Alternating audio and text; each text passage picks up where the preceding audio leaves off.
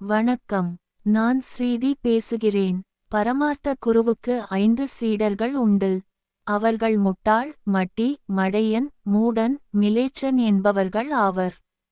இவர்கள் அனைவரும் தங்களுடைய கவனமின்மை, சோம்பல், சமயோசித அறிவு இல்லாமை போன்ற காரணங்களால் செய்யும் பயனற்ற செயல்கள் நமக்கு சிரிப்பையும் எச்சரிக்கை உணர்வையும் தருகின்றன.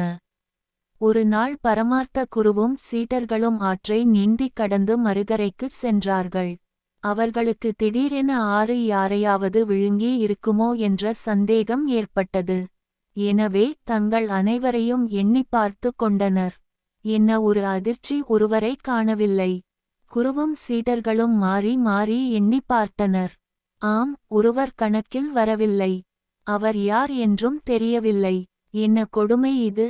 அனைவரும் வருத்தத்துடன் அமர்ந்து விட்டனர்.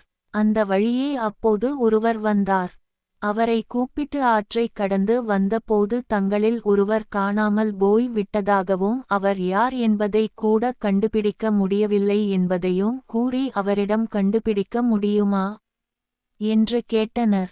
அவர்களை ஏற இறங்க பார்த்த அந்த மனிதர் இப்படிப்பட்ட அறிவு கெட்டவர்களை பார்த்ததில்லை என வியந்தார். இப்போது நான் எண்ணுகிறேன் பாருங்கள் என்று கூறி ஒரு கம்பை எடுத்து ஒவ்வொருவர் முதுகிலும் ஒரு அடி கொடுத்து 1 2 3 என்று எண்ணச் சொன்னார். அட அதிசயமே! இப்போது குருவும் 5 சீடர்களுமாக 6 பேர் சரியாக இருந்தனர். அந்த மனிதருக்கு நன்றி கூறிவிட்டு பரமார்த்த குரு தனது சீடர்களுடன் பயணத்தை தொடர்ந்தார்.